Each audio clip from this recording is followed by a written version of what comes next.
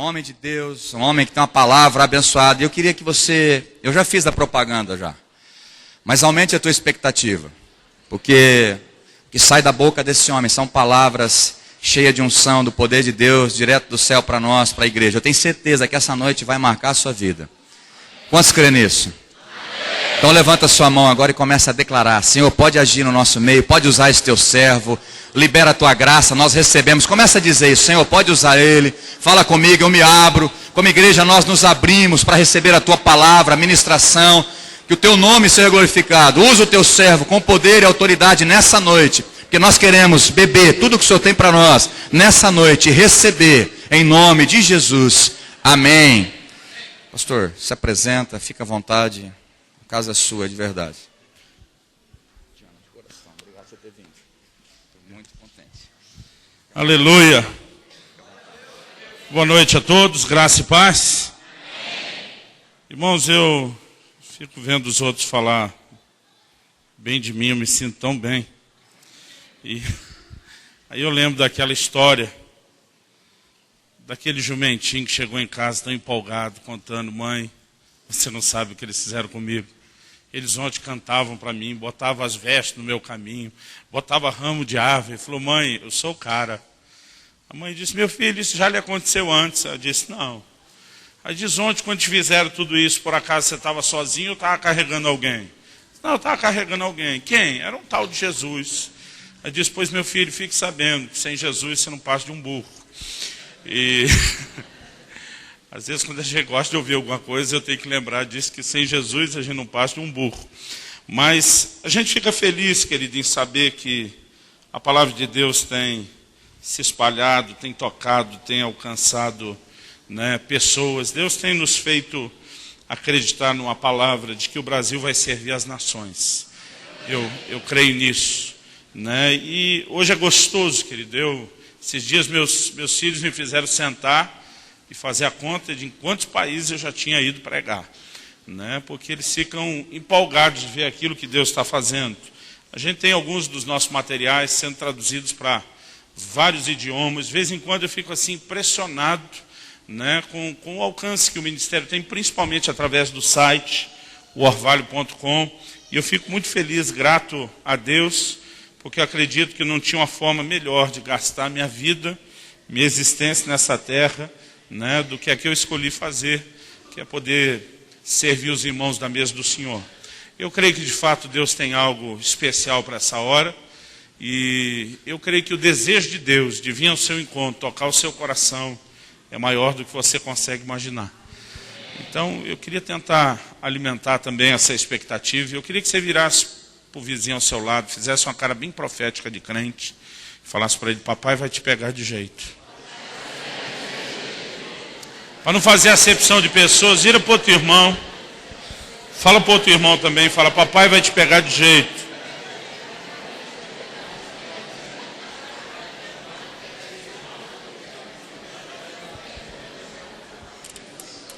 Aleluia.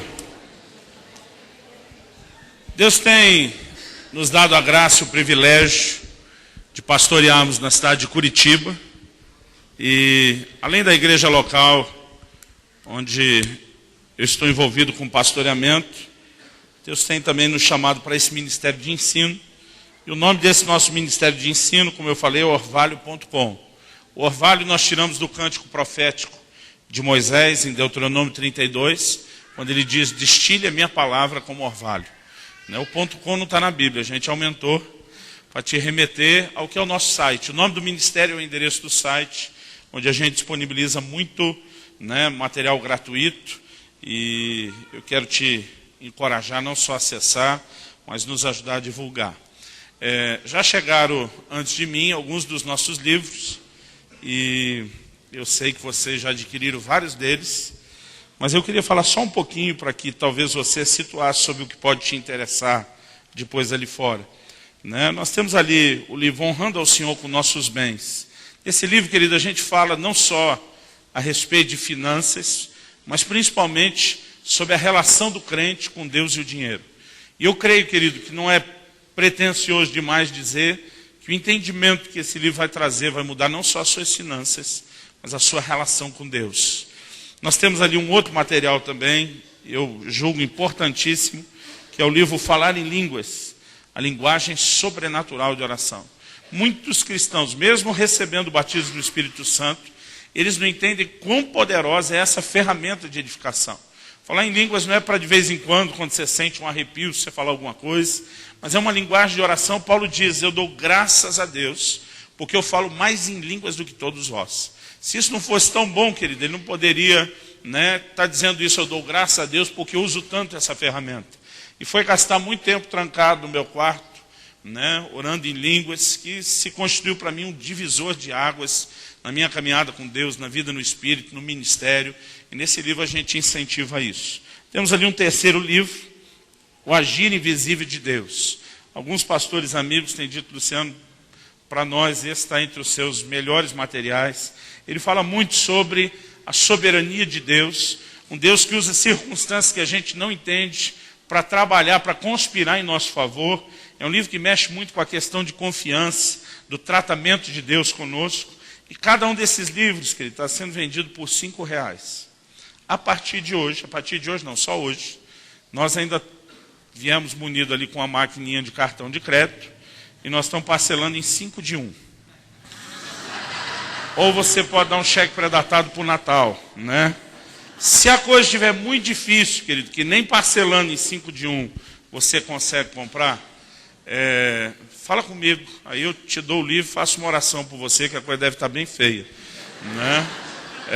A nossa intenção não é fazer comércio, é te abençoar, colocar uma ferramenta na sua mão. Eu não tenho os números exatos, mas eu creio que nós estamos chegando perto de 300 mil livros já distribuídos, e a nossa intenção é espalhar a palavra. Eu ainda tenho a loucura de uma hora vender 3 por 10, da gente melhorando isso, mas eu queria sim te encorajar mesmo. Eu não me lembro onde eu estava, acho que foi em Fortaleza, quando eu anunciei que o livro era 5, alguém se ofendeu. Nós podemos pagar mais. Eu falei, se o irmão pode pagar mais, compra logo uns 10, sai dando de presente. Porque a intenção, querido, é que não só você possa ter acesso a vários deles, mas talvez até abençoar outros. Então, eu queria que você virasse para o vizinho que está ao seu lado, fizesse de novo aquela cara bem profética de crente, falasse para ele, eu profetizo, você vai me dar um livro do pastor Luciano hoje. Se você quiser virar para outro irmão e falar para ele, você vai me dar o outro.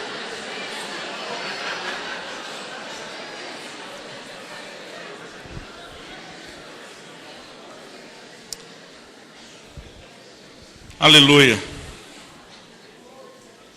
Irmão, mas fala crendo, tá? Fala com fé. Faz aquela cara de pidão. Sabe daquele gato do desenho do Shrek, aqueles olhinhos. Amém. Abra sua Bíblia no Evangelho de João, no capítulo 21.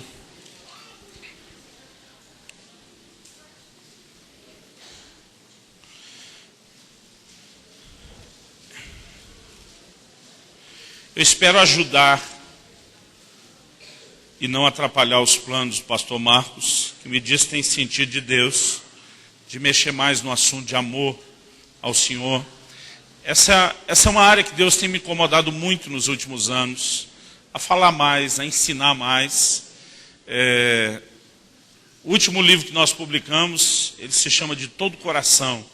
Eu não consegui mandar, a gráfica teve uma dificuldade de prepará-lo a tempo, mas nós vamos mandar um pouquinho deles depois para vocês, pelo mesmo preço de R$5. E eu creio que talvez possa ajudar, possa ser bênção na vida de vocês. E eu quero falar um pouco a respeito disso. Eu quero que você abra a sua Bíblia no Evangelho de João, no capítulo 21. E nós vamos ler do versículo 15 até o versículo 17. Pessoal que está no som, faz só 20 anos que eu prego e eu não aprendi a usar o microfone ainda. Se eu começar a baixar, vocês podem me dar um sinal aí, ou pode quase zerar esse retorno, que daí eu mantenho ele mais perto. Eu vou me esforçar. O pessoal lá do som da nossa igreja desistiu, eles estão me fazendo usar aquele negócio no rosto, porque diz, pastor, a gente não entende como depois de tanto tempo o senhor não sabe usar o microfone. Mas isso, Se tiver quase zerado aqui, acho que é melhor para mim. João 21, de 15 até 17. Diz assim: depois de terem comido, perguntou Jesus a Simão Pedro: Simão, filho de João, tu me amas mais do que esses outros? Ele respondeu: sim, Senhor, tu sabes que te amo. Ele disse: apacenta os meus cordeiros. Tornou a perguntar-lhe pela segunda vez: Simão, filho de João, tu me amas? E ele respondeu: sim, Senhor, tu sabes que te amo. Disse-lhe Jesus: pastoreia as minhas ovelhas. Pela terceira vez Jesus perguntou: Simão, filho de João, tu me amas? E Pedro entristeceu-se por ele lhe ter dito pela terceira vez: tu me amas? E respondeu-lhe: Senhor, tu sabes todas as coisas, tu sabes que eu te amo. E Jesus lhe disse: apacenta as minhas ovelhas. Amém. Deixa aberto esse texto, querido, daqui a pouco a gente volta nele. Alguns anos atrás, bondade de falar alguns anos atrás, mais ou menos em março ou abril de 1994, então me ajuda já, 18 anos, é isso? Março ou abril de 1994, eu estava ainda no início do meu ministério pastoral, estava há poucos meses pastoreando uma igreja na cidade de Guarapuava. E eu me lembro, na época, nós tínhamos 3 reuniões durante a semana. Tínhamos o culto, a celebração do domingo, a gente tinha uma reunião na terça à tarde e tínhamos também uma reunião de ensino na quinta-feira à noite. O culto do domingo tinha sido uma reunião especial, foi realmente diferente, foi um momento muito abençoado. E eu estou ministrando na terça-feira à tarde. Logo no final da reunião, eu vejo uma irmã da igreja, irmã Maria, me rodeando. Ela era uma pessoa assim, por natureza, muito tímida, introvertida. E eu imaginei que ela estava querendo conversar e meio que sem coragem de se aproximar. Então eu tentei ajudá-la. Né? E eu lembro que perguntei: irmã Maria, você quer falar alguma coisa? Ela disse: quero sim, pastor. E eu falei para ela: vem cá, vamos conversar. E quando ela chegou, a primeira coisa que ela foi falando, logo de cara, né, foi o seguinte: ela falou: pastor, eu tenho certeza que eu não estou louca. A minha vontade na hora era brincar e dizer: olha, todo louco, acho que não é louco, então, só achar que não está louca não é garantia nenhuma. Mas eu percebi que ela estava assim muito tocada, muito... que o assunto era sério. Eu acabei nem brincando com ela. Irmã Maria, que teve uma experiência muito forte com Deus, numa das nossas reuniões, ela foi curada assim de uma forma, né, não só milagrosa, mas espantosa, de um câncer, de um tumor, de uma forma muito impressionante. Ela se converteu ao Senhor assim, de todo o coração. Deus fez algo assim muito lindo na família dela. O esposo dela é um camarada assim, a gente brincava que vivia antes da conversão mais deitado do que de pé, de tanto que bebia. Outro dia, brincando, eu falei: você tem ideia do tanto que bebia, do golinho que dava para o santo morreu de cirrose. Né? Então, a coisa era feia. Mas Deus também entrou na vida dele, ele foi salvo, os filhos foram envolvidos, eles iam crescendo muito no Senhor, buscando muito a Deus. E a irmã Maria, ela chega para mim e diz: pastor Luciano, eu tenho certeza que eu não estou louca. Ela diz: no domingo, na hora que nós estávamos no louvor e adoração, ela diz: de repente eu ouvi um barulho enorme de metal retorcendo acima da nossa cabeça. Ela diz: eu levei um susto, porque o salão que a gente tinha alugado e usava para as reuniões, ele tinha todas as tesouras de sustentação do telhado, eram de ferro, e o telhado de zinco. E quando ela ouviu aquele barulho todo de metal retorcendo, ela disse: eu levei um susto. Ela disse: eu pensei que estava desabando tudo. Ela diz: e quando eu olho para cima de onde está vindo o barulho, ela diz: eu levei um susto maior ainda, porque ela diz: o telhado não estava caindo. Ela diz: o telhado da igreja tinha se aberto no meio. Ela diz: metade enrolou para um lado, a outra metade enrolou para o outro, como fosse uma lata de sardinha. E ela diz: eu vi aquele telhado todo se enrolando. Ela diz: eu vi o céu acima de nós. Ela diz: de repente os céus também se rasgaram, se abriram. E ela diz: pastor, eu vi o Senhor Jesus. Ela diz: eu tenho certeza que era Ele. Ela diz: eu não podia ver o seu rosto. Ela diz: o rosto dele brilhava umas 10.000 vezes mais do que o sol. Ela diz: mas eu sabia que era Ele, não só pela glória dele, ele estava rodeado de anjos, mas ela diz: eu olhei um dos braços dele aberto, a mão aberta, e ela diz: pastor, quando eu olhei a mão dele, eu sabia que era Ele. Ela diz: o que eu vi ali não foi uma cicatriz. Ela diz: eu vi um buraco como se ele nunca tivesse fechado, a marca do cravo. Aí diz, o outro braço não estava aberto para o lado como esse. Na verdade, estava a mão fechada, o dedo em rixe estendido. Ela diz, e ele naquele momento falou.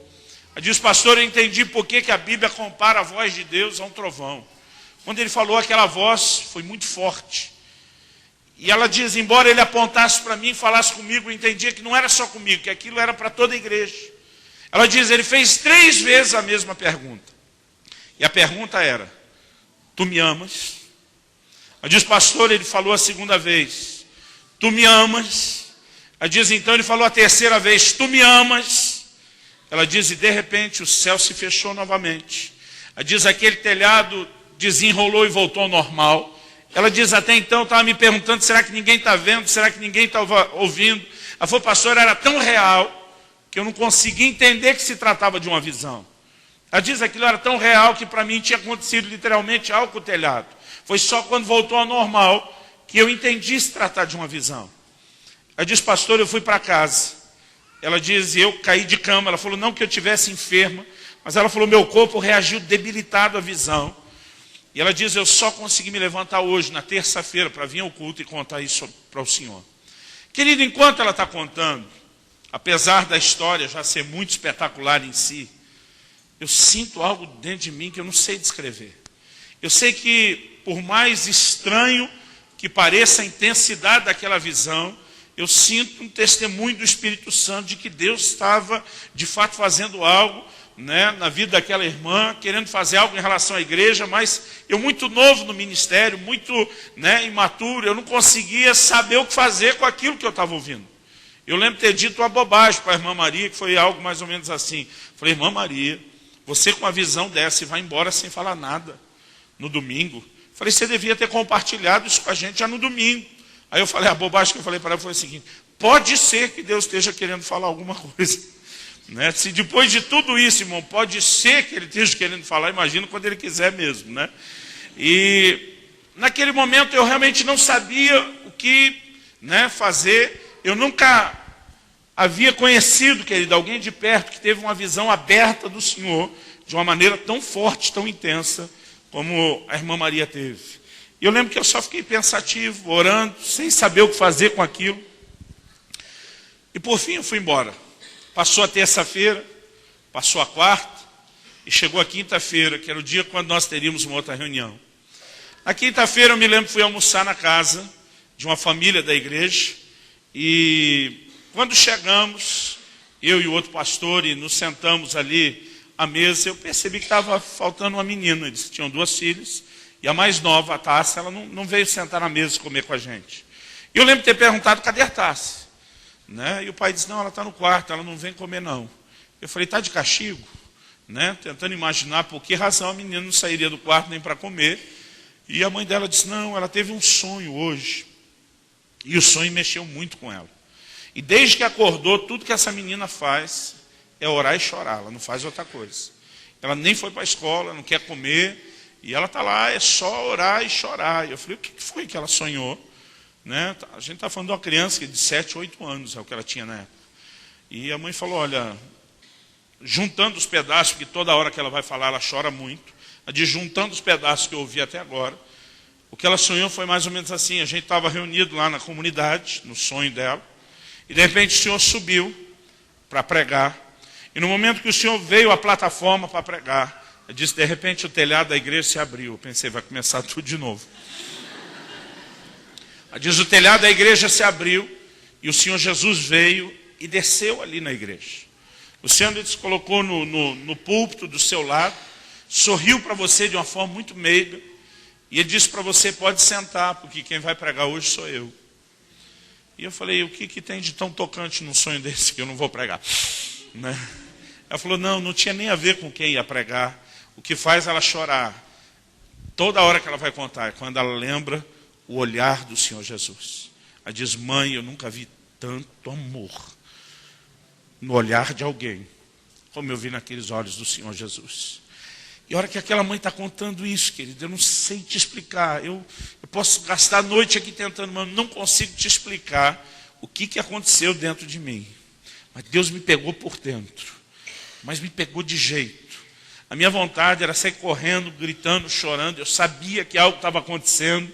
Né? Minha vontade era dizer, Deus, todo mundo deu de ver Jesus essa semana, o que está acontecendo? Né? Não é algo comum, você há de concordar comigo, não sei quanto tempo você tem de caminhada ou de fé, mas isso não acontece toda hora, o tempo todo, em todo lugar, com tanta gente. Eu sabia que Deus de fato estava querendo fazer algo, eu não conseguia entender era nada. E eu lembro que tão logo eu consegui escapar daquele almoço, eu corri para casa. Eu só lembro de ter passado a porta, querido, do apartamento que eu morava, e me jogado já no chão da sala. Eu comecei a chorar. Eu comecei a dizer, Jesus, me ajuda a entender. Que o Senhor está tentando falar algo, eu não tenho dúvida. Me ajuda a entender o que é isso. Falei o sonho dessa menina.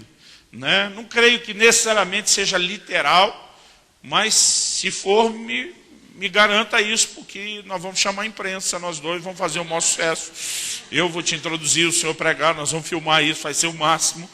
Mas eu falei, eu creio que há um simbolismo nisso, me ajude a entender. E naquela hora, querido, o Senhor falou comigo de uma maneira muito forte. O Espírito Santo me visitou naquele lugar, falou no meu íntimo de uma maneira muito forte. Eu não quero passar a falsa imagem de que isso acontece o tempo todo. Né? Eu sou sincero, querido, em dizer que eu acho que só no site deve ter umas 200 mensagens minhas. Né? Eu conto nos dedos de uma mão as mensagens que eu recebi dessa forma, com essa intensidade nos últimos anos. Mas naquele momento, eu creio que eu posso dizer como os profetas do Velho Testamento diziam, veio a mim a palavra do Senhor. O Espírito Santo começou a falar comigo de uma forma muito clara. Ele diz, é óbvio que o sonho é simbólico e não literal. O Senhor disse assim, eu estou tentando falar com a igreja desde domingo e vocês não me deixam. Quando ele diz desde domingo, eu lembrei do sonho da irmã Maria. O Senhor me diz, já passou o domingo, já passou a terça. E você planejou dar um outro estudo bíblico essa noite, era a nossa terceira reunião. O Senhor me disse, você pode dar este estudo que você preparou qualquer outra quinta. Mas ele diz hoje, eu quero falar com a minha igreja. Eu tenho uma palavra específica para a minha igreja. E naquele momento, querido, eu chorando, eu lembro de questionar o que o Senhor quer falar. E o Espírito Santo falou no meu coração, qual é o único texto da Bíblia que tem as 3 perguntas que a irmã Maria me ouviu fazer. E na hora eu corri para João 21, que é o texto que nós lemos e que eu quero usar como base. E o Senhor começou a falar comigo, querido, a partir desse texto. Eu lembro que o culto naquela noite não foi uma reunião comum, não foi normal. Eu me lembro as pessoas dizendo, pastor, a gente não sabe explicar o que aconteceu. Eu lembro de uma pessoa que dizia a sensação que eu tinha, que se eu não me segurasse na cadeira eu ia cair para o chão. Né? Deus veio naquela noite, foi algo precioso. E foi tão santo o resultado que nós tivemos, que eu nunca mais tive coragem de tentar pregar essa mensagem de novo. Em 1999, 5 anos depois, um dia o Senhor falou comigo a respeito disso. Eu lembro até hoje, estava em Brasília. Então eu preguei aquele dia porque me veio uma direção. Mas depois de 2002, o Espírito Santo começou a falar comigo. Eu quero que você proclame essa mensagem. E eu tenho tido o privilégio, querido, de poder repartir isso em muitos lugares. E eu creio, eu tenho essa certeza dentro de mim, que Deus preparou essa noite para que você pudesse ouvir a mesma pergunta que o apóstolo Pedro ouviu há mais de 2000 anos atrás, a mesma pergunta que há uns 18 anos atrás a irmã Maria ouviu, para que o seu coração pudesse ouvir a mesma pergunta. E a pergunta que ele faz para você é, você me ama? Tu me amas? E essa insistência, querido, eu lembro naquele dia, eu fiquei olhando para esse texto, e debaixo daquela ação de Deus, eu realmente me quebrantei, eu chorei muito, eu falei, Deus, eu quero entender isso, mas a primeira coisa que o Senhor me perguntou foi, quantas mensagens, irmãos, eu nasci e cresci no lar cristão. Eu estou metido nesse negócio desde criancinha. Eu brinco que eu tinha mais hora dormindo no banco da igreja do que no berço de casa. Né? O Senhor me disse, quantas mensagens você já ouviu até hoje a respeito de amar a Deus, de amar a Jesus? Eu falei, Deus, para ser sincero, nenhuma. Eu já vi pessoas mencionarem a importância de voltar ao primeiro amor que foi perdido, mas pregarem sobre isso, nunca ouvi nenhuma. Ele diz, quantas mensagens você, como pregador, já pregou sobre isso? Eu falei, também nenhuma. O Senhor me disse, filho, quando me questionaram a respeito de qual era o maior mandamento, a coisa mais importante, e eu tinha que resumir a palavra num mandamento. Ele diz, a minha resposta foi, amarás ao Senhor teu Deus, de todo o teu coração, de toda a tua alma, com todo o teu entendimento, com todas as tuas forças. O Senhor me disse, se esse é o mandamento mais importante, não é de estranhar o silêncio de vocês a respeito do assunto. E naquele momento, querido, eu já estava morrendo de vergonha. O Senhor disse, eu quero falar com a igreja a respeito de amor. Eu espero que vocês me amem. E não apenas que vocês me amem, mas que vocês me amem com, eu gosto de definir assim, com amor total, querido. Deus disse, amá-lo de todo o coração, de toda a alma, com todo o entendimento, com todas as forças. E eu comecei a perceber, querido, não só a nossa negligência em não falar muito sobre o assunto, mas eu comecei a perceber como o assunto era sério. Naquele dia eu enxerguei versículos da Bíblia que eu nunca tinha enxergado. Por exemplo, 1 Coríntios 16, 22 diz assim, se alguém não ama o Senhor Jesus, seja anátema. A palavra anátema é muito forte, ela significa maldito, abominável. Existe maldição, querido, sobre muita gente, mesmo dentro da igreja. Porque a maneira de relacionar com Deus da parte de muita gente é só um jogo de interesse. As pessoas querem aquilo que Deus pode fazer, mas não têm buscado nem obedecer o que ele definiu como mais importante, que é amá-lo. E a Bíblia diz, se alguém não ama o Senhor Jesus, seja anátema. Eu percebi o quanto o assunto era sério. Em Efésios 6, 24, a Bíblia diz assim, a graça seja com todos aqueles que amam ao nosso Senhor Jesus com amor incorruptível. Então eu descobri que não era nem só amá-lo, não só amá-lo de todo o coração, mas entrar num lugar, querido, onde esse amor também não se corrompa. Eu descobri que é possível perder o primeiro amor, é possível corromper o nosso amor. E eu comecei a olhar para a pergunta de Jesus para Pedro. A primeira pergunta não é só tu me amas. A primeira pergunta é, tu me amas mais do que esses outros? Agora, o que levaria Jesus, querido, a perguntar para Pedro, você me ama mais do que o resto da turma? Será que ele estava tentando começar um campeonato de amor? Eu fico imaginando, né? Love contest, né? Aquele campeonato, quem que ama mais? Os caras se disputando, eu amo Jesus mais do que você, eu que amo, eu. É lógico que não era isso que Jesus queria. Eu acredito que para entender o que Jesus está perguntando para Pedro, você me ama mais do que esses outros? A gente precisa entender o que Pedro já tinha dito antes.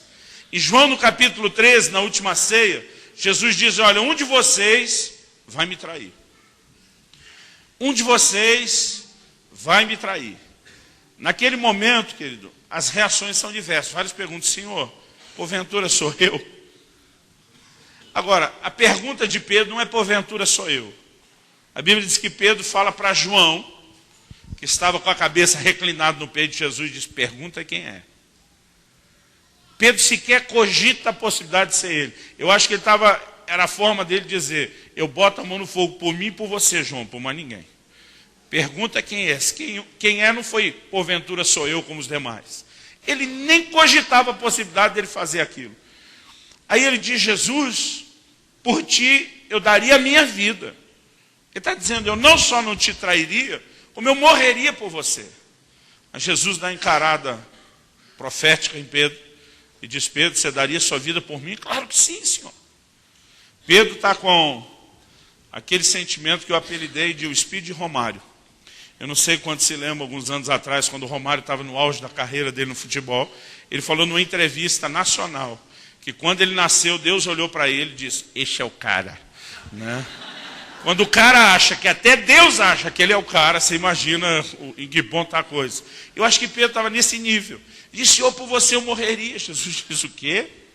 Ele diz, Pedro, ainda essa noite, ele diz, não vai nem demorar. Antes que o galo cante, você vai me negar 3 vezes. Pedro, não, Senhor, de modo nenhum. Eu morro por você. Não, Pedro, você vai me negar. Aí o que aconteceu, querido? Nós sabemos e conhecemos a história. Agora, nós precisamos entender que quando Jesus está fazendo essa pergunta, e aí? Você me ama mais do que os outros? Eu creio que a forma de Jesus perguntar para Pedro o seguinte, você ainda acha que é o cara? Porque lá atrás ele diz, por ti eu daria minha vida. Jesus disse, não, você vai me negar. Não, eu morro por você.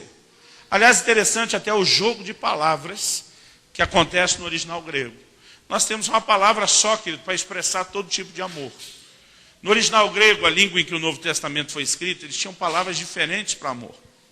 Na concordância de Strong, minha fonte de consulta, eu descobri 4 palavras no original grego para expressar amor. Uma delas, a gente quase não usa, é storge, fala de amor familiar. A outra é ágape, fala do amor perfeito, do tipo de Deus, o amor sacrificial. A outra é filéu, fala do amor fraternal, de amigo, de irmão. E a outra é eros, que fala do amor com conotação física, sexual, da intimidade do casal. Então, dependendo do tipo de amor que a pessoa queria conotar, era o tipo de palavra que ela usava. Né? Hoje a gente diz para Deus, Deus, eu te amo, e o casal pode estar se referindo ao momento de intimidade como fazer amor. Nós usamos exatamente a mesma palavra. Eles separavam o tipo de palavra. Né? Se o marido ia dar uma cantada na esposa, meu bem, vamos fazer amor, ele está dizendo eros. Nós vamos ter o nosso momento de intimidade física. Se alguém dissesse para o seu amigo, olha, eu realmente te aprecio, eu amo você, ele normalmente estava usando filéu, amor de amigo, de irmão. Se fosse um contexto de família, storge.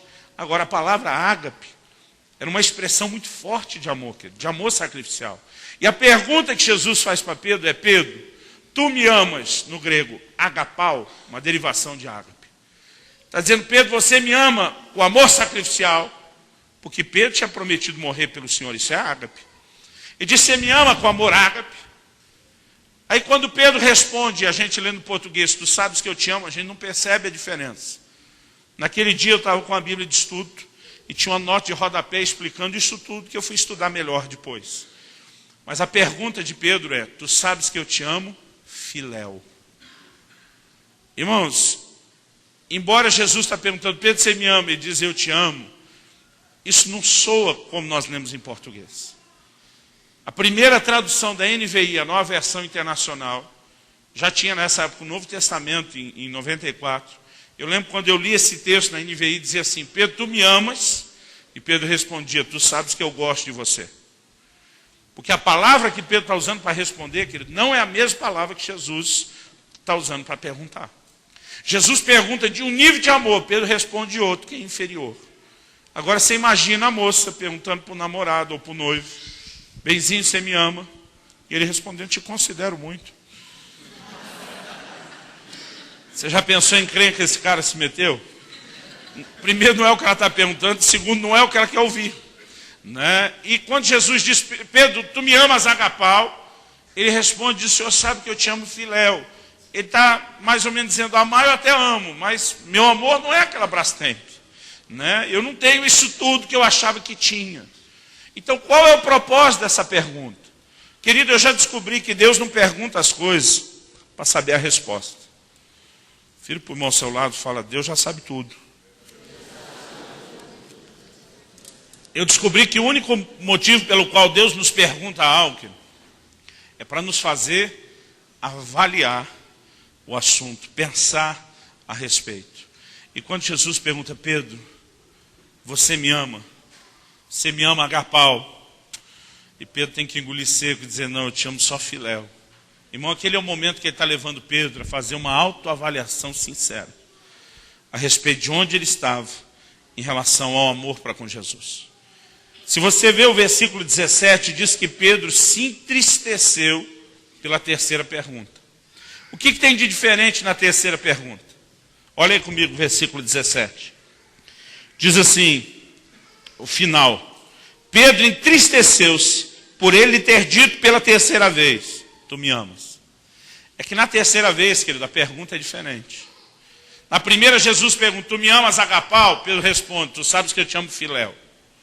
Jesus insiste na segunda, tu me amas, agapau? Pedro responde, tu sabes que eu te amo, filéu. Cada vez Jesus pergunta, e aí, você é o cara? Ele diz, não, não sou, eu achava que era. Eu achava que eu te amava era muito. Eu descobri que eu tenho um filéu e um filéuzinho de nada. Na terceira pergunta, Jesus que não conseguiu trazer Pedro no seu nível, ele desce ao nível de Pedro. E a terceira pergunta que ele dá é cruel. Eu brinco que é o golpe de misericórdia. Jesus diz, Pedro, tu me amas, filéu. Ele não pergunta mais agapau. É como se fosse uma constatação, é só isso que você tem para me dar? A Bíblia diz que Pedro se entristeceu e ele responde, Senhor, tu sabes todas as coisas. O que é essa resposta de Pedro? Tu sabe todas as coisas. E de lá atrás, quando eu achava que morria por você, que tinha agapau, você já sabia que eu ia falhar. Está dizendo, Jesus, quem sabe é você. Tu sabes que eu te amo filéu. E esse é o momento, querido, onde Pedro tem que encerrar e admitir. Eu não tenho tudo que eu achava que tinha a respeito do amor por você. Irmão, e nesse dia, isso entrou que nem uma bomba dentro de mim. Por quê? Naquele momento eu descobri, avaliando o meu coração também. Irmão, eu já tinha feito cada oração bonita para Jesus, você nem imagina. Eu me lembro de uma vez que eu me candidatei, me ofereci para ser mártir da causa do Evangelho. A gente faz cada bobagem. Dizia, Jesus, eu te amo tanto, que eu morro por você. Eu dou minha vida lá no campo. Né? Só que esse dia, querido, eu descobri que eu, que nem Pedro, estava achando que tinha um agapau. Examinando meu coração, debaixo da luz do Espírito Santo. Eu descobri que eu estava com um filéuzinho também de nada. Estava por um triz não ser rebaixado para outra coisa. E é triste, querido, às vezes você ter que enxergar a realidade que você não ama o Senhor como deveria, nem como você gostaria. Mas muitas vezes nós nos enganamos a respeito disso. A Bíblia diz, o coração do homem é enganoso. Às vezes a gente acha que a relação com Deus está num determinado nível, querido, que ela realmente não está.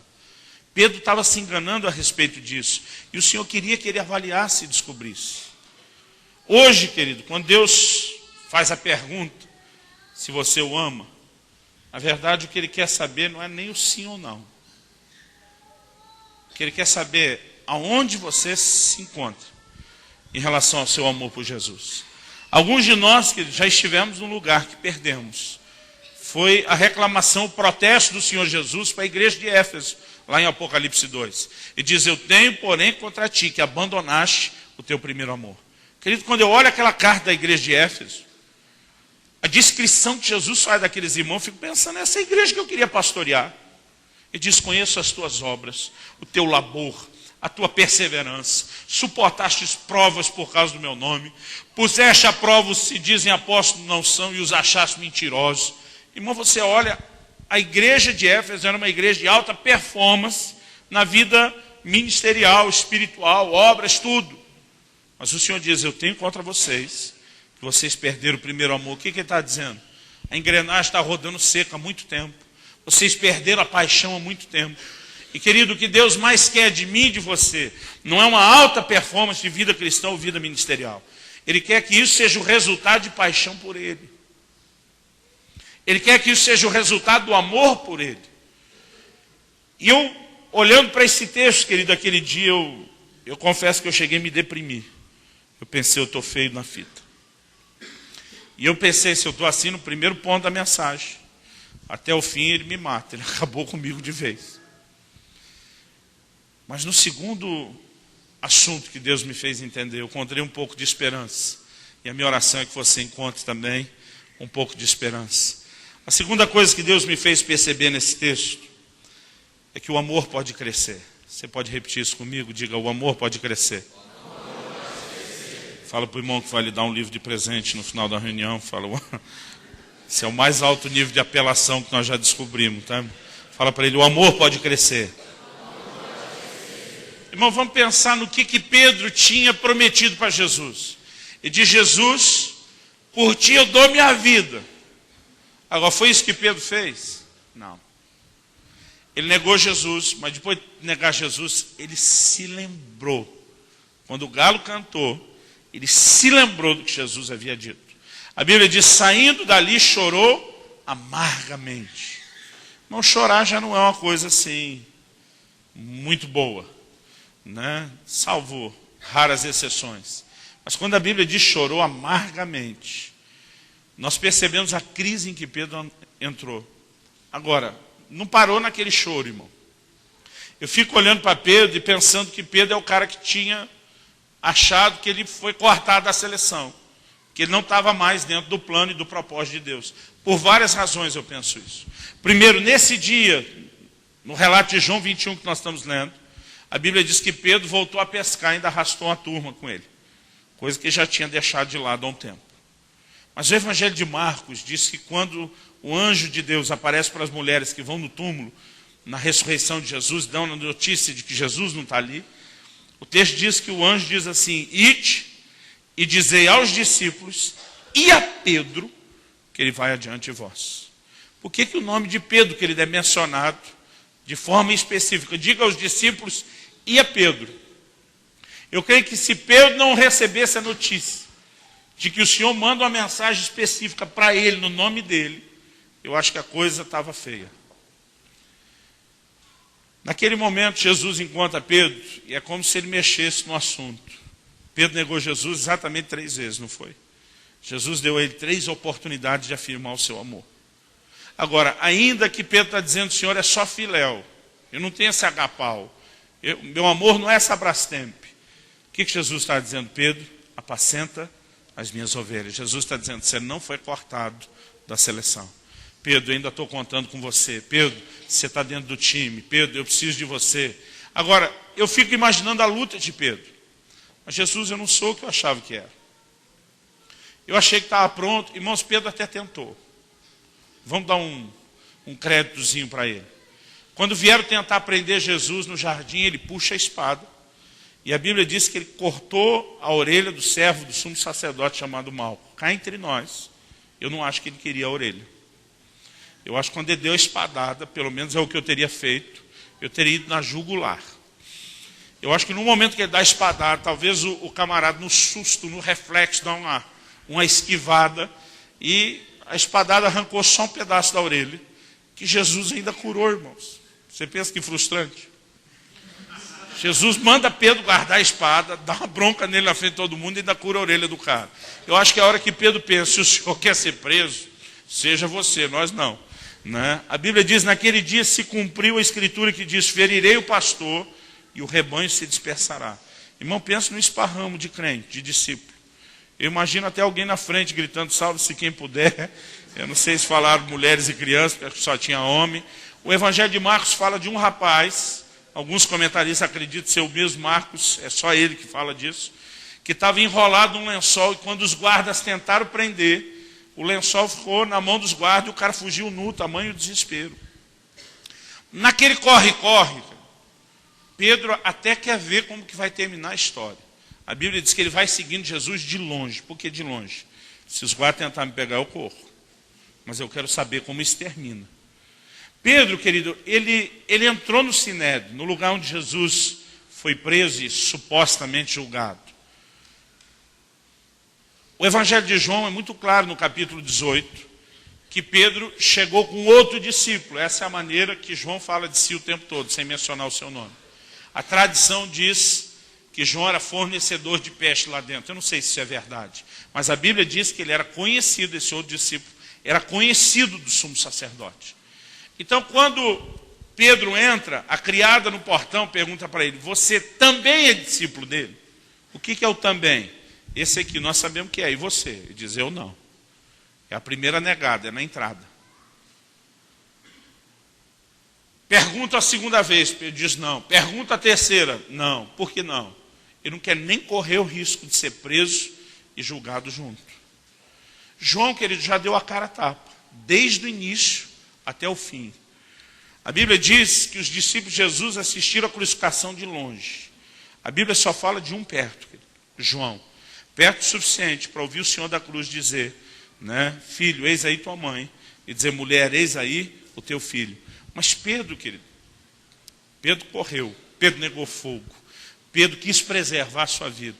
Você imagina agora a vergonha que ele está. Agora, olha que interessante, no versículo 18. A gente leu até o 17. Versículo 18 e 19. Jesus diz assim para Pedro, em verdade te digo, que quando eras mais moço, tu te cingias a ti mesmo e andavas por onde querias. Quando, porém, fores velho, estenderás as mãos, outro te cingirá e te levará para onde não queres. Irmão, qual é o significado desse mistério, dessa frase complicada? A explicação está no 19.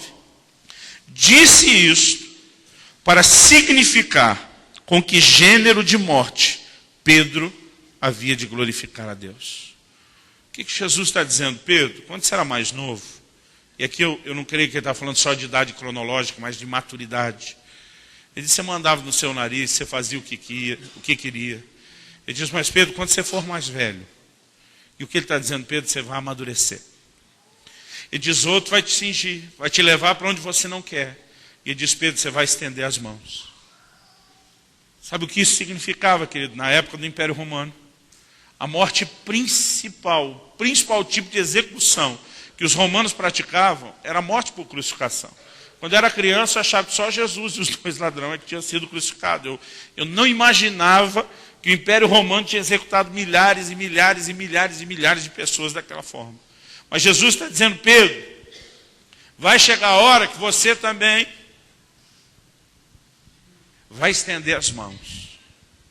Agora, aparentemente, querido, isso é uma má notícia. Ele está dizendo, Pedro, você correu de morrer na primeira, mas eu vou te dar uma segunda chance. Mas na verdade isso é uma boa notícia.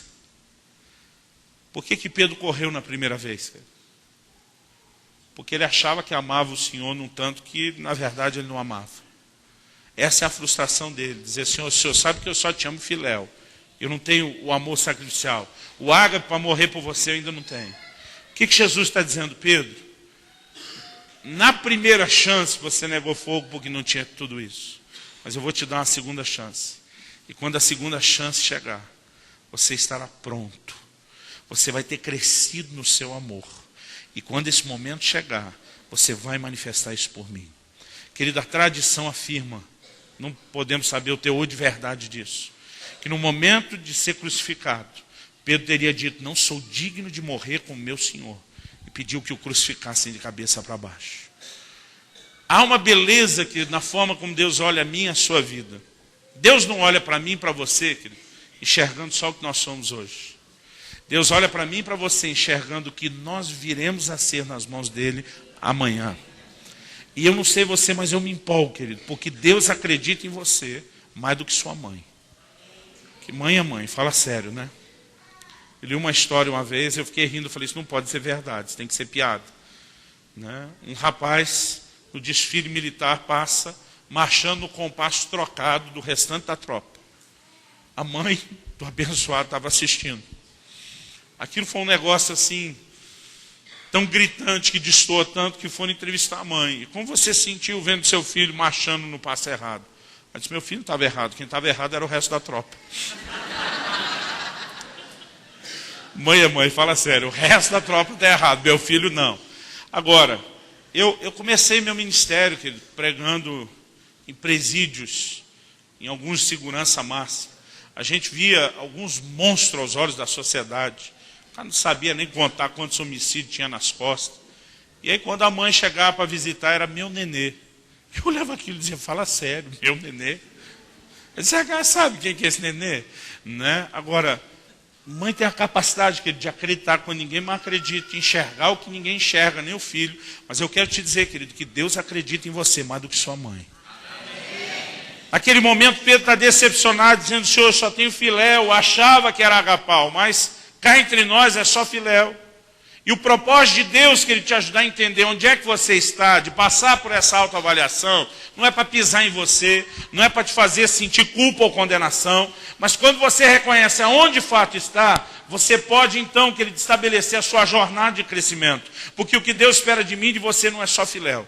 Quando a Bíblia diz, amarás ao Senhor teu Deus de todo o teu coração, com toda a tua alma, com todo o teu entendimento, com todas as tuas forças, isso não é só gostar dele. Você concorda comigo? Eu descobri naquele dia que era importante, querido, reconhecer aonde eu estava, para que eu pudesse perseguir aquilo que eu realmente deveria alcançar. Mas o que eu enxerguei aqui nesse segundo lugar, querido, é que o nosso amor pode crescer. Eu não sei se você percebe, olha comigo o versículo 20. Depois de Jesus falar de com que tipo de morte Pedro ia glorificar a Deus, versículo 20.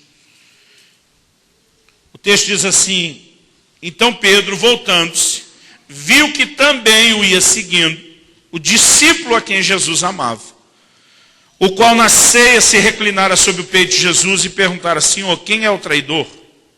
Vendo, pois, Pedro perguntou a Jesus, e quanto a este? Versículo 22. Respondeu-lhe Jesus, se eu quero que ele permaneça até que eu venha, o que te importa? Quanto a ti, segue-me. Então se tornou corrente entre os irmãos o dito de que aquele discípulo não morreria. Ora, Jesus não dissera que tal discípulo não morreria, mas se eu quero que ele permaneça até que eu venha, o que te importa? Irmãos, tem algo interessante aqui. Quando Jesus disse para Pedro, Pedro, você vai ter a sua segunda chance de morrer, já que você desperdiçou a primeira.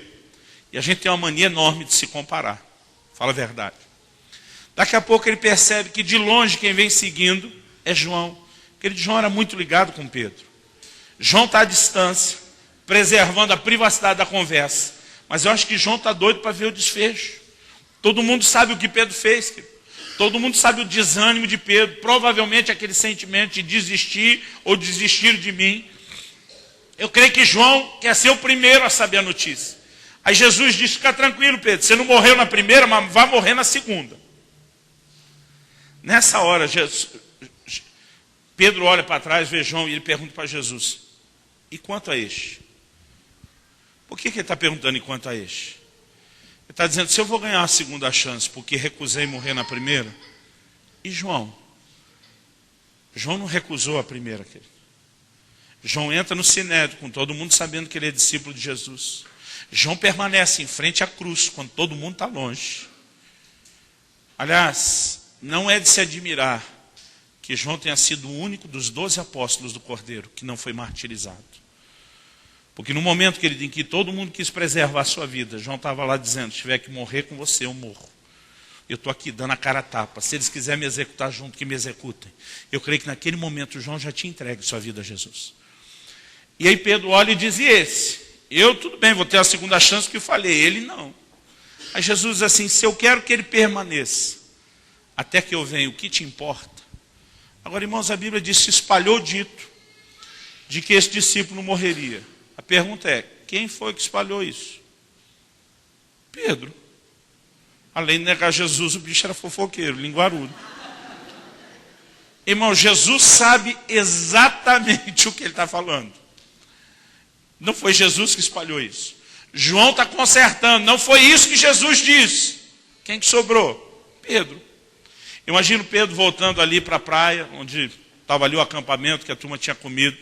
Imagino Pedro vindo talvez meio cabisbaixo, chutando areia. E quando ele chega perto dos outros discípulos, e aí? E aí o quê? Está dentro ou não está? Estou dentro. Mas Pedro, você não está tão empolgado. Pois é. Estou dentro, mas não adiantou nada a gente salvar a vida a primeira vez. Ele disse que eu vou ter que morrer por ele. Vai me dar a segunda chance. Ai, a turma, é mesmo, Pedro? É mesmo. Foi, se vale para mim, vale para vocês tudo, cambada. Aí imagino Pedro dizendo, só tem um que não vai morrer. A turma, não. Irmãos, eu já tive uma época da minha vida que eu tinha ciúme de João. Eu dizia, por que João tinha que ser o discípulo amado? Eu acho que se eu fosse um dos 12, irmão, eu ia azucrinar a vida de João. Nas viagens com Jesus, ia andar atrás, dando trançapé nele, jogando pedrinha. Na hora que encostava o barco, ia derrubar ele sem querer. Né? Às vezes eu ficava, por que João tinha que ter isso tudo? Um dia o Senhor falou comigo, disse, filho, a minha palavra não diz que eu reclinava a cabeça no peito de João. Diz que João reclinava no meu. O Senhor diz, eu não faço diferença entre nenhum de vocês, mas quando algum de vocês me trata diferente, eu gosto. Eu recebo, eu aceito. João tratava Jesus diferente. Você entende isso? João se doou.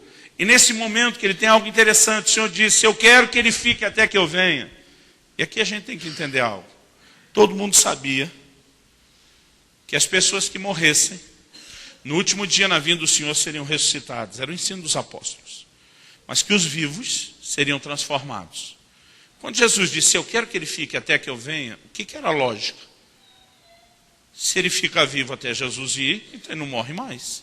João não vai morrer. João está dizendo, não foi isso que ele disse. Mas a hora que João repete, parece que João está dizendo de novo. Querido, quando você lê o livro de Apocalipse, você descobre o quê? Que João assistiu de camarote VIP toda a vinda do Senhor antes de morrer. Eu conheci um doido uma vez, meu pai pastoreava, eu fui junto com ele fazer uma visita. O cara dizia que João está vivo até hoje, velhinho, perambulando em algum lugar da terra, que nunca morreu, né? E eu lembro que Eu falei, cara, esse negócio já cumpriu há muito tempo. Ele já viu Jesus voltar antes de Jesus voltar. Mas o interessante aqui, querido, ainda não é nem o assunto de João. É a gente entender como isso é forte para Pedro, como uma segunda chance. A ponto dele entender e comparar com João. Querido, eu descobri na palavra de Deus que Deus não está olhando só aonde eu cheguei hoje, no meu amor por Ele. Mas Ele está olhando aquilo que eu ainda vou apresentar para Ele um dia. Ele sabe que eu vou crescer, Ele sabe que você vai crescer. E a alegria do coração de Deus, que Ele de enxergar aquilo que você vai se tornar um dia. Isso me encheu de esperança. Porque eu falei, eu posso não estar no agapau, eu posso estar num filéuzinho de nada, mas eu sei que Ele enxerga em mim o potencial de oferecer muito mais. E eu quero animar o seu coração em relação a isso, em nome de Jesus, amém? E a última coisa que o Senhor me falou, e eu quero encerrar com isso, para que a gente possa ter um tempo de oração, é que o amor, ele não se expressa só em palavras. Você pode repetir isso? Diga comigo, o amor não se expressa só em palavras. Em 1 de João, no capítulo 3, a Bíblia diz ali, amados, não amemos de palavra nem de língua, mas de fato e de verdade. Quando é que Deus disse isso? Ele diz, como pode um irmão, vendo um outro irmão em Cristo, padecer necessidade de fechar o coração? Ele está dizendo, não vamos só dizer que ama, vamos mostrar isso através da nossa prática. E eu percebi, querido, algo importante. Nós somos parte de uma geração que está sendo despertada sobre o amor a Deus. E a gente tem aprendido a falar e cantar isso, mas, querido, eu creio que Deus espera que as minhas e as suas ações façam coro com as nossas palavras. Quem ama, querido, trabalha. Você pode repetir isso? Diga, quem ama, trabalha. Cada vez Jesus pergunta, Pedro, você me ama? Ele diz, Senhor, agapau não, é só filéu. Ele diz, apacenta as minhas ovelhas. Pedro, você me ama? Agapau não, só filéu, apacenta o meu rebanho. Pedro, você me ama? Senhor, amo, assim, não é aquela bracinha, apacenta as minhas ovelhas. O que Jesus está dizendo? Se você me ama, Pedro, ame aquilo que eu amo. Se importe com aquilo que eu me importo. Por que eu estou dizendo isso, querido?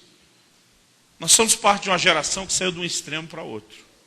Quando eu era criança, eu não sou assim tão velho, irmãos, mas eu comecei cedo, tá? Quando eu era criança, eu lembro de uma igreja que era muito ativista. Irmãos, domingo era o dia mais cansativo da semana. Escola dominical de manhã. Um culto de até hoje não sei porque que a gente tinha um culto de manhã ou de noite, né? Escola dominical, o culto, entre o culto de manhã e o da tarde, evangelismo, ar livre, irmão, era coisa demais para fazer, mas todo mundo fazia. Nós começamos com um discurso, querido, usando a conversa de Jesus entre Marta e Maria, eu creio que isso é muito legítimo. E nós começamos, em nome de, não vamos só correr e trabalhar, vamos estar com o Senhor. Nós começamos a isso com a desculpa, para se tornar o que eu tenho chamado de uma geração meio vagabunda. Hoje em dia as pessoas não querem botar a mão na massa. As pessoas não querem trabalhar. A mentalidade dentro da igreja é de consumo. Eu vou onde tudo está pronto, eu não preciso fazer nada, façam tudo para mim. Se não estiver bom, eu mudo. Algo que ele tem acontecido e a gente não percebe o quanto isso é sério. Jesus está dizendo, se você me ama, você precisa se importar com as pessoas com quem eu me importo. Você vai ter que fazer algo por elas. Eu descobri naquele dia, querido, que talvez esse seja o termômetro que vai nos ajudar a entender o primeiro ponto, que é avaliar onde é que eu estou. A sua disposição de trabalho, querido, vai mostrar talvez onde você está. O nível de amor. Talvez esse seja o termômetro para a gente avaliar o segundo. Você me diz se você está crescendo ou não. Porque algo, querido, que a gente precisa entender é que Deus espera que a gente demonstre o nosso amor por Ele, não só falando, mas fazendo algo em prol dele e da sua família. Você pode dizer amém? Amém. Irmãos, a Bíblia diz assim, não nos cansemos de fazer o bem. Eu descobri que até fazer o bem cansa. E muitas vezes, querido, a gente não está fazendo o que deveria. Não estamos nos dispondo a ganhar as pessoas, cuidar bem delas, pagar o preço em prol uns dos outros. E a gente esquece, querido. Jesus disse uma vez, tudo o que vocês fizerem por esse pequenino, vocês estão fazendo para mim. Quando você ama alguém, você não quer tratar bem essa pessoa? Sim ou não? Jesus disse, eu quero que vocês me tratem bem. Como? Vocês não precisam fazer direto para mim. Faça por aqueles que eu amo. Faça por aqueles a quem eu me doei. Irmão, alguns meses depois de Deus ter me ensinado isso, para você ver como a gente é cabeçudo. Eu lembro que eu queria desistir do pastorado. Eu lembro de uma situação com alguns irmãos da igreja que eu apelidei de uns tribulosos. Que o negócio me cansou, me deu a tampa. Um dia eu entro no meu quarto, pego minha mala, começo a juntar as coisas, eu digo para Deus, vamos embora. E o Senhor diz, você não ama esse povo a ponto de sacrificar por eles? Eu falei, não, não amo não. O que eu amava deu para vir até aqui, deu para sacrificar até aqui, daqui para frente. Não amo mais, não sacrifico mais, não faço mais nada. Vamos embora. E o Espírito Santo falou no meu coração, ele disse, você me ama? Eu falei, você sim, eles não, ponto. Ele disse, se você me ama, eu quero que você desfaça essa mala agora. Eu quero que você fique. Se você não consegue fazer isso por amor a eles, faça por amor a mim. O Senhor disse, eu morri por eles. Eu dei minha vida por eles. Eu não vou desistir deles como você está desistindo. E se você tem um pingo de consideração pelo que eu fiz por você, me ajude a expressar o meu amor por eles. Minha vontade era dizer, apelou, hein? Irmãos, muitas vezes já pensei nessa mala de novo. E eu sempre me lembro dessa frase. Irmãos, eu descobri que toda motivação que nos leva a trabalhar e servir, que não for o amor, em algum momento ela acaba. Toda motivação, por melhor que pareça ser. Eu me lembro quando eu comecei a receber as primeiras palavras proféticas do que seria meu ministério. As pessoas vinham e diziam, olha, vai chegar o dia em que você vai ficar cruzando os céus dessa nação, do lado pôr de avião o tempo todo. Irmão, minha vontade era rir, não tinha andado nunca nem num teco-teco, nada do gênero.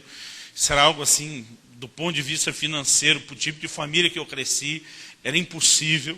Eu até entendo, querido, quando a Bíblia diz que Sara riu, porque tem hora que eu tinha vontade de rir de algumas coisas também. Mas eu lembro quando algumas dessas palavras começaram a se cumprir. Irmãos, eu comecei a descobrir um mundo, um universo, muito diferente daquele universo simplesinho onde eu cresci. Mas a primeira vez que eu fiquei num hotel, eu não esqueço. Foi na Barra da Tijuca, no Rio de Janeiro.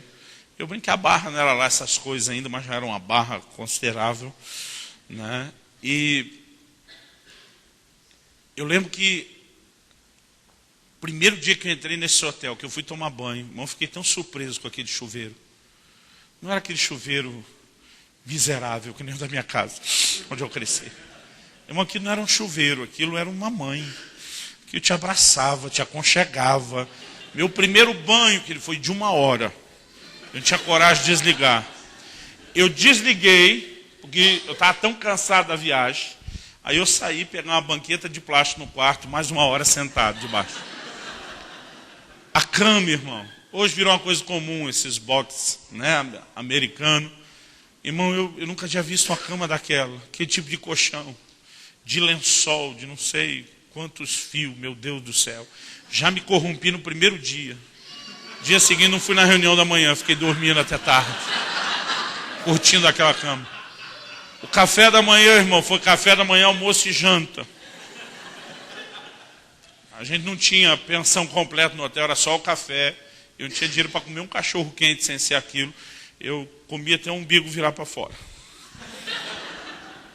Eu lembro assim, a primeira vez que eu voei de avião. Irmão, fiquei tão impressionado. Eu brinco até, você reconhece fácil quem está aí na primeira vez. Tira foto de tudo, até do maleiro, né? Uma coisa impressionante. Eu ficava olhando o aeroporto e dizia, meu Deus, como é limpinho. Né? Tão diferente da rodoviária. Tudo, querido, impressionava. Irmãos, hoje, eu não aguento mais aeroporto, não aguento mais avião. Irmãos, é um negócio assim, sabe, não tem motivação, querido, que dure, se não for regada pelo amor por Senhor. Tem hora que eu saio de casa, eu já estou indo, né, ou pegar a estrada de carro, ou estou indo para o aeroporto, e às vezes já saio chorando. O tempo que eu fico, querido, distante da família para fazer o que eu faço. São 2, 3 dias por semana. Toda semana, faço conta que no fim do ano. É quase 1/3 do ano longe. E tem momentos, querido, que eu não aguento esse negócio. Quando começam a anunciar no aeroporto os voos, voo 3, 7, 8, 0. Eu tenho vontade de gritar, fala direito! Eu não aguento mais esse negócio. Eu descobri que aquilo que no início empolgava, hoje não empolga mais. Irmãos, os restaurantes que eu fui descobrindo no Brasil e no mundo. Todo dia alguém falou, pastor, o senhor engordou. Eu falei, vocês me engordaram. Né? Irmãos, eu já tive assim, cada experiência indizível. Né? Me lembro de um dia, fui pregar em uma igreja de São Paulo, e o anfitrião mandou me colher no aeroporto com um carro importado, assim, que eu nunca tinha visto. Quando cheguei na casa, aquilo não era uma casa, era uma pequena cidade. Mas na hora que eu entrei pela porta, parecia coisa de filme. O marido e a esposa ali, para me dar formalmente as boas-vindas, do lado dele, 2 empregadas uniformizadas. Ele falou, pastor, enquanto o senhor estiver aqui debaixo do meu teto, contratei essas 2 cozinheiras para te servir. Ele diz, o que sua alma desejar, elas vão cozinhar para você. Ele falou, pastor, nós estamos em São Paulo, estou falando de qualquer culinária do mundo. O que o senhor quiser. Eu lembro que eu olhei e falei, sério? Ele falou, sério. Eu falei, já posso encomendar o almoço de amanhã? Pode. Eu falei, anota aí. Amanhã eu quero arroz, feijão e ovo. Até as mulheres empregadas me olharam assustadas, o quê? Eu falei, arroz, feijão e ovo. Ovo? A mulher olhou assim. Fez zoião frito, estalado. O cara não aguentou e falou, pastor, o senhor não está entendendo. Eu falei, quem não está entendendo é você. Você falou que eu podia escolher o que eu quisesse. É o que eu quero, não é? Eu não aguento mais comer essas frescuras em todo lugar. Eu falei, eu cresci comendo arroz, feijão e ovo. Eu estou com saudade disso. Pode ser, tá bom, mas eu vi a frustração dele. Sabe por quê, querido? Chega uma hora, eu já fiquei empolgado, irmão.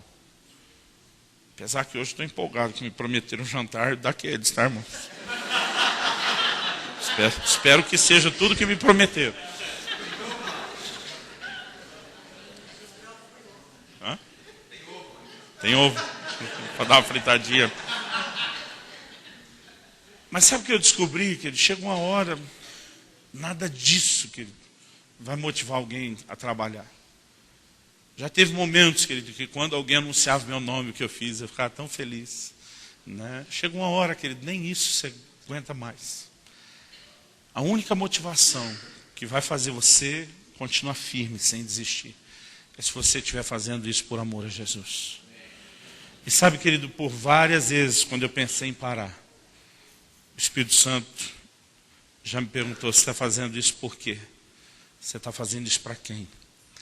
E eu quero te desafiar, querido, a talvez usar até esse último aspecto que nós falamos, para avaliar o primeiro, onde está o seu amor para com Deus, a autoavaliação sincera que você tem que fazer, para avaliar o segundo, se o seu amor está crescendo ou não. Eu creio que tem muito a ver com a nossa disposição de servir, querido, de trabalhar. Eu acredito que nós precisamos pedir ajuda do Espírito Santo nessa avaliação. Jeremias diz que o coração do homem é enganoso. Pedro achava que era, querido, o que ele não era. Achava que ele tinha um amor que ele não tinha. E eu e você podemos nos enganar também. Agora, eu gosto daquela oração do Salmo 139, sonda, meu Deus, e conhece o meu coração. Vê se há em mim algum caminho mau. Está dizendo, me ajuda a enxergar o que eu não estou enxergando. E eu creio que Deus te trouxe aqui essa noite, para te fazer, eu repito, a mesma pergunta que ele fez para Pedro, há mais de 2000 anos atrás. A mesma pergunta que ele fez para a irmã Maria, uns 18 anos atrás. Uma pergunta para a qual você não precisa dizer sim ou não. Na verdade, ele sabe tudo.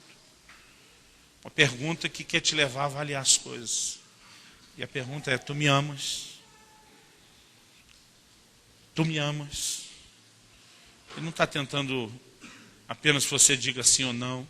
Mas talvez com isso ele está perguntando, quanto é que você de fato me ama? Onde é que você está? Onde você já chegou? E o propósito dessa pergunta, querido, não é te desanimar. Por mais desanimadora que a sua conclusão possa parecer. Ele está dizendo, eu quero que você descubra onde está. Para que você possa chegar onde eu espero que você chegue.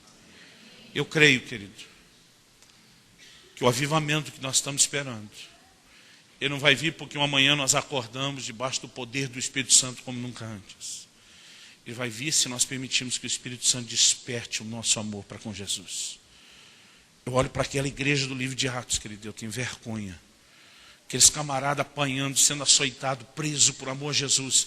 E a Bíblia diz que eles saíam se regozijando pelo privilégio de sofrerem pelo nome do Senhor.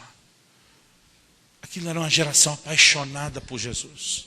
Hoje em dia, querido, que a gente tem vivido, a maioria de nós passou uma provinha ou outro, um aperto ou outro, nós já estamos desistindo, nós estamos resmungando, reclamando com Deus. Isso mostra que o nosso coração ainda não está onde deveria. Agora, Deus não quer, querido, apenas que você ame por cumprimento de obrigação. Ele quer despertar, Ele quer ganhar o seu coração de verdade. E eu acredito, querido, que Ele quer fazer algo no meu e no seu coração. Ele não vai fazer tudo uma vez aqui agora, mas eu acredito que Ele pode ter um bom começo nessa noite, se você permitir. Você recebe essa palavra em nome de Jesus? Feche os seus olhos, por favor. Senhor Jesus, eu tentei da melhor forma possível repartir com meus irmãos aquilo que o Senhor tem trazido ao meu coração, como ensino, como correção, como desafio. Mas se o Senhor não vivificar essa palavra, terá sido só um discurso, só uma palestra. E Deus, sinceramente, eu oro que possa ser mais do que isso. Abre os nossos olhos hoje, Senhor. Ajuda-nos a fazer essa autoavaliação sincera, não apenas de nós mesmos e na nossa própria capacidade. Nós queremos dizer como salmista, sonda-me, ó Deus. Sonda-me, ó Deus. Ajuda-nos a enxergar a realidade do nosso coração, porque muitas vezes estamos nos enganando, Senhor. Achando que estamos nos movendo num nível de amor e entrega que talvez seja pura fantasia dentro de nós, ainda não alcançamos. Mas eu sei que o teu propósito nos levar a entender e descobrir isso. Não é para nos fazer desistir, não é para nos desanimar, pelo contrário. O Senhor consegue olhar para cada um de nós, enxergar aquilo que nós ainda não te demos até então. E o Senhor consegue enxergar isso na nossa vida. Eu sei que assim como Pedro cresceu no seu amor, a ponto de chegar o dia em que ele podia dar a sua vida por Jesus e estar pronto para morrer pelo Senhor, eu creio que o Senhor também consegue enxergar em cada um de nós. O dia que o nosso amor de fato vai ter crescido, amadurecido, desabrochado a Deus a um nível mais profundo. Pai, eu clamo em nome de Jesus, que nessa noite o Senhor nos ajude a ver e perceber aonde estamos em nosso amor para contigo. Mas que isso possa ser um instrumento de despertamento. Em nome de Jesus, Pai. Para que possamos alcançar aquilo que o Senhor tem para nós. Querido, eu sei que nenhum de nós acorda uma determinada manhã planejando ou decidindo amar menos a Deus. Nenhum de nós faz isso em sã consciência. Mas muitas vezes, sem que a gente perceba, as coisas vão mudando. Alguns anos atrás eu tive uma experiência que talvez me ajudou a entender isso. Eu morava na época na cidade de Irati, antes de me mudar para Curitiba. A gente estava vivendo um momento assim, financeiramente muito apertado, por uma loucura que fizemos em prol do reino de Deus. Eu fui para aquele lugar plantar uma igreja, levando mais 6 famílias, sem ter sustento nem para mim, nem para ninguém. E a gente, nessa época, eu lembro, tinha baixado muito o padrão de vida. E eu lembro quando eu fui fazer uma compra do supermercado, não era a compra do mês nem da semana, era só por dia. Eu tinha exatamente R$20 no bolso. Eu lembro que minha esposa fez uma listinha que caberia dentro dos 20. E ela foi tão precisa na conta que ela fez, que não sobrou nem R$1 inteiro. O troco eram só moedas. E no momento que eu passei no caixa, eu perguntei para a funcionária do caixa, dá para levar algum chocolate com essas moedas? Ela falou, senhor, infelizmente não dá não. Eu falei, nem um pequenininho? Ela falou, para não dizer que não dá um pequenininho, aquele ali está em promoção. E ela apontou para aquele chocolate da Garoto, o batom. Eu lembro que por causa da promoção eu consegui levar 3 daquele. Quando cheguei em casa, como a gente é uma família de 4, eu achando que estava fazendo muita coisa, eu desisti do meu, dei um para cada um dos meus filhos. Cheguei na cozinha para entregar o outro batom para minha esposa. Eu estava todo contente. A gente não estava se podendo dar muitos luxos naquele tempo. E eu falei, meu amor, esse é para você. Todo contente, assim, com ares de Dom Juan. Eu lembro que ela pegou chocolate, deu uma boa encarada nele, olhou para mim. E ela me disse assim, que decadência. E quando ela falou aquilo, eu levei um choque. Falei, o que você está falando, mulher? Ela falou, que decadência. Ela falou, quando você começou a me namorar, você só me tratava à base de bombons Copenhagen. Ela disse, quando nós ficamos noivos, você começou a aparecer com bombom sortido da Nestlé, e ainda arrancava a única sensação da caixa para você antes de me dar. Ela disse, quando nós casamos, você começou a trazer sonho de valsa. Ela falou, e agora batom, onde é que isso vai parar? A gente acabou rindo muito daquilo, mas lá dentro de mim algo me deixou desconfortável. Era um momento que eu podia ficar dando muita desculpa, querido. Poderia dizer que quando a gente namorava, tinha aluguel para pagar, tinha criança para comer, não tinha. Mas lá dentro, eu percebi que algo foi exposto dentro de mim. Por mais que ela estivesse brincando. Eu percebi que muitas vezes, à medida que o tempo passa, a gente deixa a rotina roubar de nós, querido, uma entrega, uma dedicação maior. E aquilo me incomodou a tal ponto que eu comecei a me determinar a fazer algo. Eu falei, eu não vou tratar mais minha mulher dessa forma. Nem que leve mais tempo, nem que eu tenha que comprar um bombonzinho só em vez de uma caixa. Mas eu decidi no meu coração aquele dia. Eu falei, eu vou voltar a tratá-la à base de Copenhague. E de vez em quando eu faço isso. Hoje passei no aeroporto de São Paulo, peguei 2, 3 bombons só. Tinha condição de ser uma caixa. Mas quando chegar em casa amanhã, eu estou passando uma mensagem para ela, dizendo isso aqui, querida, porque eu realmente me importo com você. Depois de um tempo, um dia eu estava orando e o Espírito Santo falou comigo. Ele diz, você enxergou o que você estava fazendo com a sua mulher, mas você deixou de me dar Copenhague há muito tempo. Talvez você esteja aqui hoje, querido, dizendo, eu sei que eu amo o Senhor, eu desisti do pecado, eu desisti do mundo, eu estou aqui. Mas talvez o seu coração, querido, já perdeu um pouco daquela empolgação, daquela doação, daquela entrega. Eu creio que era disso que o Senhor estava falando, quando Ele disse para a igreja de Éfeso, eu tenho contra ti, que vocês abandonaram o primeiro amor. Que Deus não trata isso como se fosse só uma crise. Ele diz, lembra-te de onde caíste. Ele diz assim, arrepende-te. Para Deus, querido, isso é uma situação de queda espiritual. Mas Ele diz, e volta à prática das primeiras obras.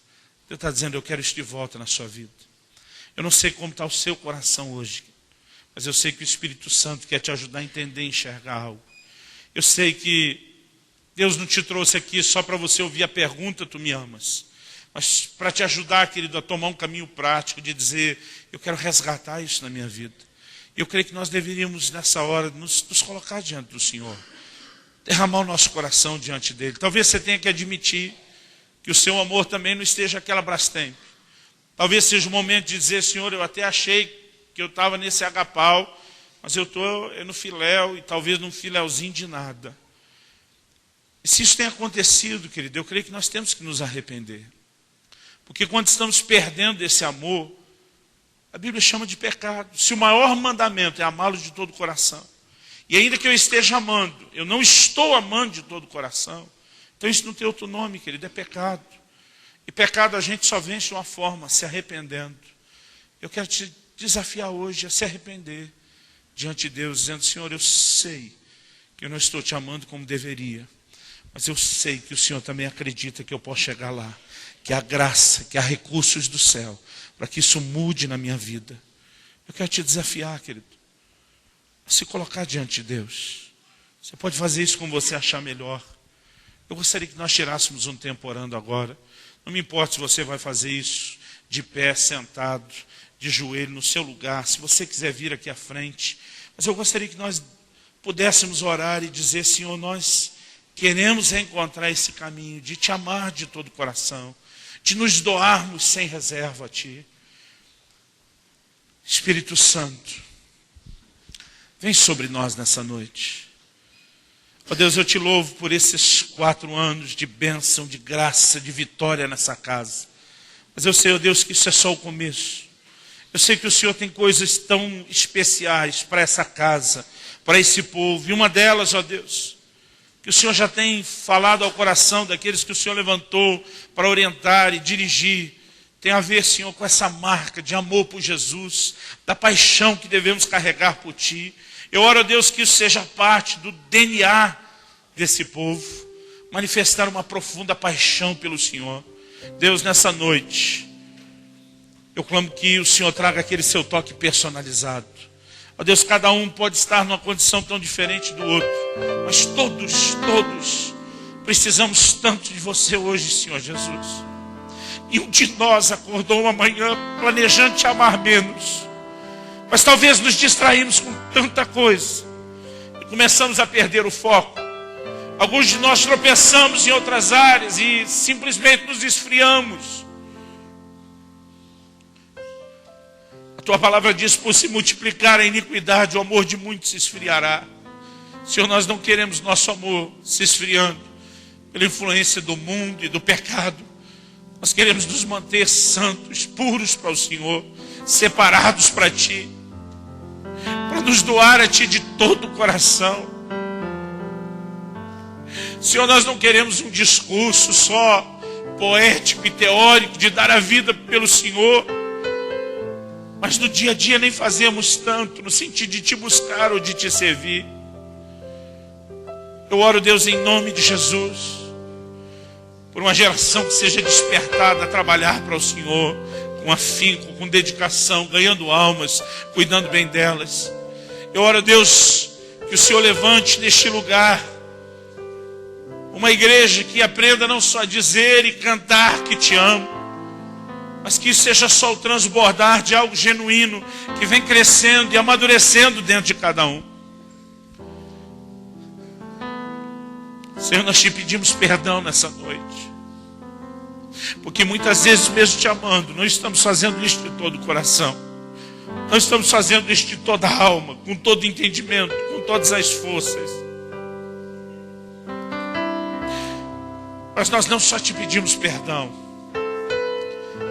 pela fé nós recebemos o Teu perdão essa noite.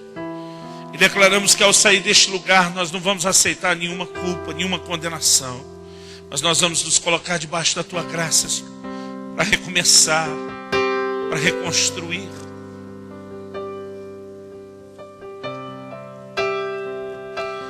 Vem sobre nós, Espírito Santo. Ajuda-nos a lembrar aquilo que já tivemos.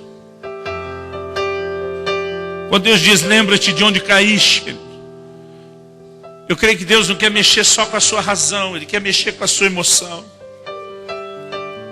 Eu me lembro de um dia quando eu entrei na casa de meus pais, já depois de casado, no quarto que eu dividia com meus irmãos, onde eu gastei tanto tempo em oração.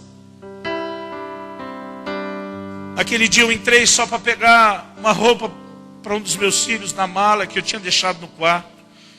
E naquele momento que eu entrei, eu não sei te explicar o que aconteceu, mas me veio tão forte a lembrança de quanto tempo eu gastei naquele quarto em oração. Eu olhava para o canto onde eu ficava ajoelhado e parece que eu conseguia me ver ali chorando diante de Deus.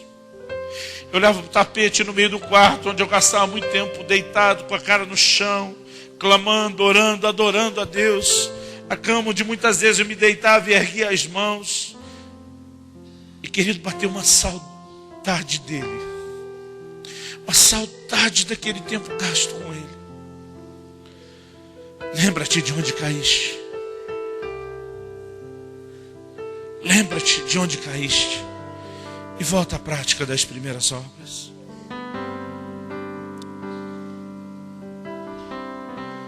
Fala com Deus hoje, querido. Deixa Deus falar com você. Esquece quem está perto de você. É você e Ele agora.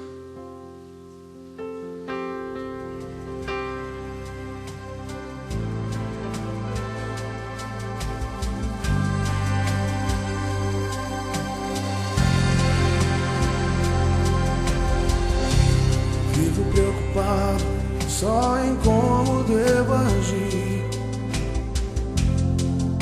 Sou minha própria própria obsessão. Chega de olhar pra mim, abre minha visão.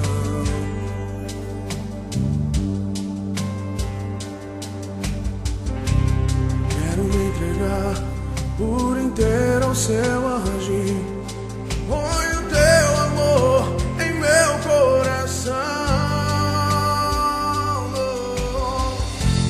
Chega de viver essa vida egoísta. Só olhar pra mim me afasta do amor. Chega de viver essa vida egoísta. Só olhar pra mim me afasta do amor.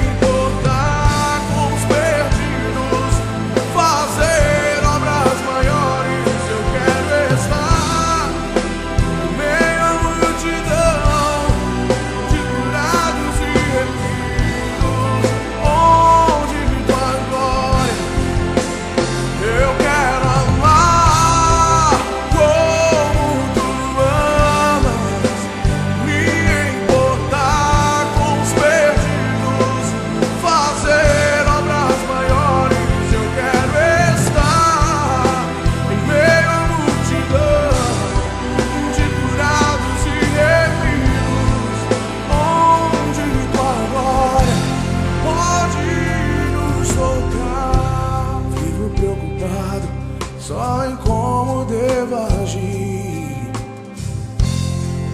Sou minha própria obsessão.